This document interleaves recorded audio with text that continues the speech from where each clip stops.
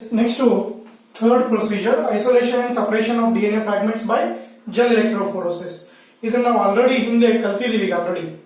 ಎಲ್ಲಿ ಕಲ್ತಿದ್ವಿ ಅಂದ್ರೆ ಟೂಲ್ಸ್ ಹೇಳಬೇಕಾದ್ರೆ okay after the action of REN ಅಲ್ಲಿ ನಾವು ಜೆಲ್ ಎಲೆಕ್ಟ್ರೋಫೋರೋಸಿಸ್ ಎದಕ್ಕೆ ಯೂಸ್ ಮಾಡಿದ್ವಿ, separation of DNA fragments. Okay, ನಿನ್ನೆ ಕ್ಲಾಸ್ ಅಲ್ಲಿ ನಾವು ಹೇಳಿದ್ದೇನೆಂದ್ರೆ ಐಸೋಲೇಷನ್ ಆಫ್ DNA, ಇದು separation of DNA fragments. Same procedure, but ಅಲ್ಲಿ ಜನರಲ್ ಆಗಿ ಹೇಳಿದ್ವಿ. ಇಲ್ಲಿ ಏನಪ್ಪಾ ಅಂದ್ರೆ ನಮ್ಗೆ ಬೇಕಾಗಿರೋ ಜೀನ್ ಅನ್ನ ತಕ್ಕೊಳ್ಳೋ ಸಲುವಾಗಿ ನಾವು ಮಾಡ್ತೀವಿ ಇಲ್ಲಿ. Okay, isolation or separation of DNA fragments by gel electrophoresis. Okay, ಇಲ್ಲಿ ಎಲೆಕ್ಟ್ರಿಕ್ ಫೀಲ್ಡ್ ಯೂಸ್ ಮಾಡೋದಕ್ಕೆ ಎಲೆಕ್ಟ್ರೋಫೋರೋಸಿಸ್ ಅಂತ ಹೇಳ್ತೀವಿ. ಈ ಕಡೆ ಪಾಸಿಟಿವ್ ಚಾರ್ಜ್ ಕೊಡ್ತಿರ್ತೀವಿ. ಓಕೆ, ಇಲ್ಲಿ gel that is to be prepared by agarose. Okay, ಇಲ್ಲಿ ಒಂದು ಮರೈನ್ ಆಲ್ಗೆ, ಒಂದು ಯಾವುದು ಜೆಲ್ಲಿಡಿಯಂ ಇನ್ನೇ ಹೇಳಿದೆ, ಅದರ ಜೊತೆ ಇನ್ನೊಂದು ಗ್ರಾಸಿಲೇರಿಯಾ ಅಂತ ಬರುತ್ತೆ. ಓಕೆ, ಇವೆರಡು ಮರೈನ್ ಅಲ್ಗೆಯಿಂದ ಈ ಜೆಲ್ ಅನ್ನ ಪ್ರಿಪೇರ್ ಅಂದ್ರೆ ಅದರ ಜೆಲ್ ಅನ್ನ ಪ್ರಿಪೇರ್ ಮಾಡ್ತೀವಿ. ಓಕೆ, ನಾನು ಹೇಳಿದ ಇಲ್ಲಿ ಫಸ್ಟ್ ಇದು 2 ಮಾರ್ಕ್ಸ್ ಗೆ ಡಯಾಗ್ರಾಮ್ ಒಂದೇ ಇತ್ತು. Okay, draw a neat label diagram of typical agarose gel electrophoresis. ಇಲ್ಲಿ ಲೇಬಲ್ಸ್ ಬಹಳ ಇಲ್ಲ, 2-3 ಲೇಬಲ್ಸ್ ಇರೋದು. ಒಂದು ವೆಲ್ಸ್ ಅಂತ. ಓಕೆ, ಇದು ಕಂಪ್ಲೀಟ್ ಏನಪ್ಪಾ ಅಂತಂದ್ರೆ gel slab, agarose gel slab. ಇದು ಏನು ಲೇಬಲ್ ಒಳಗೆ ಬುಕ್ ಒಳಗಿಲ್ಲ. ಇಲ್ಲಿ ಒಂದು ವೆಲ್ಸ್ ಅಂತ ಇದೆ. ಓಕೆ, ಕಂಪ್ಲೀಟ್ ಈ ಇದರೊಳಗೆ ವೆಲ್ಸ್ ಇನ್ನ ನಂಬರ್ ಇದೆ. ಈ ಕಡೆ ಒಂದ್ ಕಡೆ ನಾವೇನ್ ಮಾಡ್ತೀವಿ ಅಂದ್ರೆ ಲಾರ್ಜೆಸ್ಟ್ DNA ಬ್ಯಾಂಕ್ಸ್, ಇನ್ನೊಂದ್ ಕಡೆ ಏನಂದ್ರೆ ಸ್ಮಾಲರ್ ಅಥವಾ ಸ್ಮಾಲೆಸ್ಟ್ DNA ಬ್ಯಾಂಕ್ಸ್ ಅಂತ ಲೇಬಲ್ ಮಾಡ್ತೀವಿ. 3 ಲೇಬಲ್ ಇದೆ, ಹೀಗಾಗಿ 2 ಮಾರ್ಕ್ಸ್ ಗೆ ಈ ಕ್ವಶನ್ ನ ಕೇಳಬಹುದು. ಓಕೆ, ಇಲ್ಲಿ ಒಂದೊಂದೇ ಪಾಯಿಂಟ್ ಹೇಳ್ಕೊತ ಹೋದ್ರೆ, agarose gel electrophoresis is a technique used for the separation of DNA fragments according to charge. Okay, charge base ಮೇಲೆ ನಾವೇನ್ ಮಾಡ್ತೀವಿ, DNA ಫ್ರಾಗ್ಮೆಂಟ್ಸ್ ಅನ್ನ ಸಪರೇಟ್ ಮಾಡ್ತೀವಿ. ಓಕೆ, ಇಲ್ಲಿ ನೀವು ಇನ್ನೂ ಸ್ಪೆಸಿಫಿಕ್ ಹೇಳ್ಬೇಕಪ್ಪ ಅಂತಂದ್ರೆ, okay, the agarose gel electrophoresis is a technique used for the separation of DNA fragments. ನೋಡೋ, ಬಟ್ ಇಲ್ಲಿ ನಾವು ಏನ್ ಸಪರೇಷನ್ ಮಾಡ್ಕೋಬೇಕಾಗಿದೆ ಅಂದ್ರೆ, ಓಕೆ, ಡಿಸೈರ್ಡ್ ಜೀನ್ ಅಥವಾ ಜೀನ್ ಆಫ್ ಇಂಟ್ರೆಸ್ಟ್, ಅದನ್ನ ನಾವೇನಪ್ಪಾ ಅಂದ್ರೆ ಸಪರೇಟ್ ಮಾಡ್ಕೋಬೇಕಾಗಿದೆ. ಅಂದ್ರೆ ಯಾವ ಜೀನು ಆ DNA ಒಳಗೆ ನಮಗಿದೆ ಅದನ್ನ ಐಸೋಲೇಟ್ ಮಾಡ್ಕೋಬೇಕಾಗಿರುತ್ತೆ.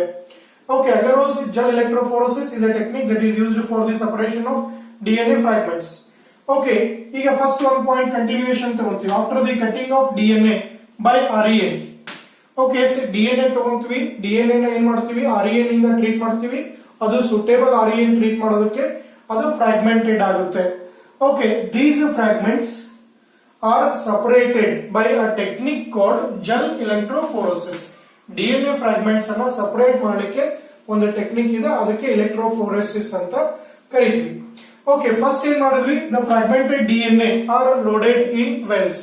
ಇದರೊಳಗೆ ನಾವೇನು ಫ್ರಾಗ್ಮೆಂಟೆಡ್ DNA ಇರುತ್ತೆ ಆ ಮಿಕ್ಸ್ಚರ್ ಅನ್ನ ಇಲ್ಲಿ ಲೋಡ್ ಮಾಡ್ತೀವಿ. Okay, the fragmented DNA are loaded in a well. Okay, then after another side we are going to start giving positive charge. Gel slab na ready ಮಾಡ್ಕೊಂಡಿರ್ತೀರಾ, ಆ gel slab ಒಳಗೆ loading wells ಇರುತ್ತೆ. ಆ loading wells ಒಳಗೆ DNA fragmented ಆಗಿರೋದನ್ನ load ಮಾಡ್ತೀವಿ. Okay, load ಮಾಡಿದ ಮೇಲೆ another side we are going to start giving charge. ಯಾವ charge ಅಲ್ಲಿ, ಪಾಸಿಟಿವ್ ಚಾರ್ಜ್. ಅದನ್ನೇ ನಾವೇನಪ್ಪಾ ಅಂದ್ರೆ ಆನೋಡ್ ಅಂತ ಕರಿತೀವಿ. ಓಕೆ, ಇಲ್ಲಿ ಪಾಸಿಟಿವ್ ಚಾರ್ಜ್ ಕೊಡ್ಲಿಕ್ಕೆ ಒಂದು ಕಾರಣ ಏನಪ್ಪಾ ಅಂದ್ರೆ DNA ಫ್ರಾಗ್ಮೆಂಟ್ಸ್ ನೆಗೆಟಿವ್ ಚಾರ್ಜ್ ಇರೋದಕ್ಕೆ ಪಾಸಿಟಿವ್ ಚಾರ್ಜ್ ನಾವು ಕೊಡ್ತೀವಿ. Okay, the fragmented DNA are loaded in wells of agarose gel slab and start giving positive charge. Okay, ಈಗ ನೆಕ್ಸ್ಟ್ ಈ 2 ಪಾಯಿಂಟ್ ಬಹಳ important. Since the DNA fragments are negatively charge. Okay, usually DNA ಯಾವ charge ಇರುತ್ತೆ, negatively charge ಇರುತ್ತೆ. Okay, they can be separated. ಅದನ್ನ ಹೆಂಗ್ separate ಮಾಡ್ತೀವಿ ಅಂದ್ರೆ by forcing them to move towards anode. Okay, negative charge ಇರುವಂತ DNA ನ ನಾವೇನ್ ಮಾಡ್ತೀವಿ ಅಂದ್ರೆ ಅಪೋಸಿಟ್ ಸೈಡ್ ಪಾಸಿಟಿವ್ ಚಾರ್ಜ್ ಕೊಡೋದ್ರಿಂದ we are going to force to move those fragments towards anode.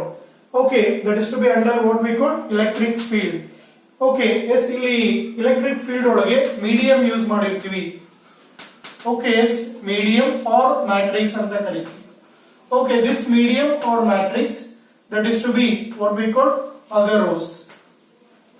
Okay, agarose ಅಂತ ಹೇಳ್ತೀವಿ. Agarose is a polysaccharide. ನಿನ್ನೆ ಹೇಳಿದೆ ನಿಮಗೆ polysaccharide isolated from or extracted from marine algae, that is Gellidium, ಇನ್ನೊಂದು Gracilaria.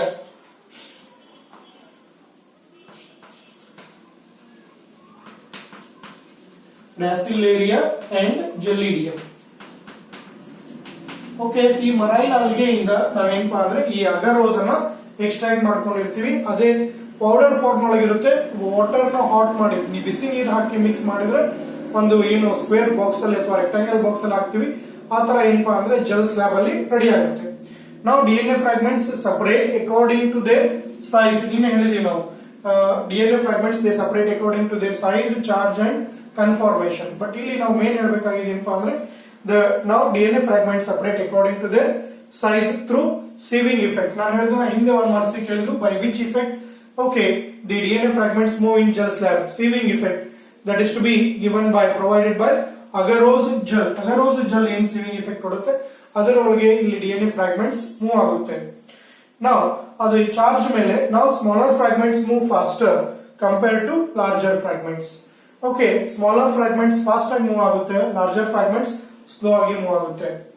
Okay, finally ಈಗ ಏನಾಗುತ್ತೆ ಅಂದ್ರೆ these fragments they get separated.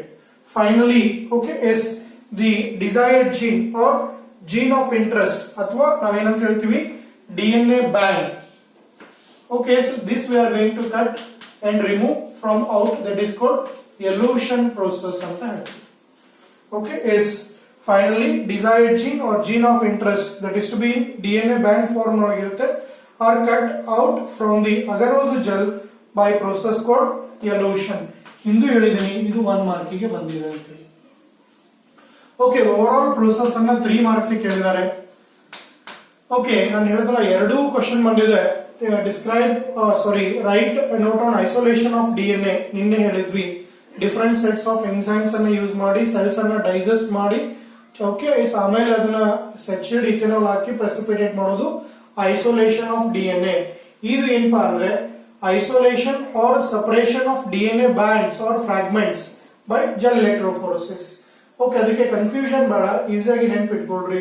Agarose gel electrophoresis is a technique that is used for the separation of DNA fragments R desired gene. ಇಲ್ಲಿ ನಮಗೆ ಬೇಕಾಗಿರೋದು after cutting of DNA by RNA, these fragments separated by a technique called gel electrophoresis. The fragmented DNA are loaded in wells of agarose gel slab and start giving positive charge. Since the DNA fragments are negatively charged, they can be separated by forcing them to move towards anode under electric field. Okay, through a medium called matrix that is to be prepared by agarose. These agarose extracted from marine algae, Gracilaria and Gellidium. ಆ bracket ಒಳಗಿರೋದನ್ನ ಕೇಳಿಲ್ಲ ಅಂದ್ರೆ ನೀವು ಬರೀಲಿಕ್ಕೆ ಹೋಗಬೇಡ್ರಿ. Now DNA fragments separate according to their size through sieving effect provided by agarose gel. Now smaller fragments move faster compared to larger fragments. Finally, our fragments ಏನಿರುತ್ತಲ್ಲ that we are going to cut out from the agarose gel slab, that process is called elution ಅಂತ ಹೇಳ್ತೀವಿ. Okay, confusion ಮಾಡ್ಕೋಬೇಡ್ರಿ exam ನೊಳಗೆ. This is isolation and separation of DNA fragments. Isolation of DNA ಬೇರೆ, isolation of DNA fragments ಬೇರೆ. Okay, yes. Next PCR ಗೆ ಹೋಗೋಣ.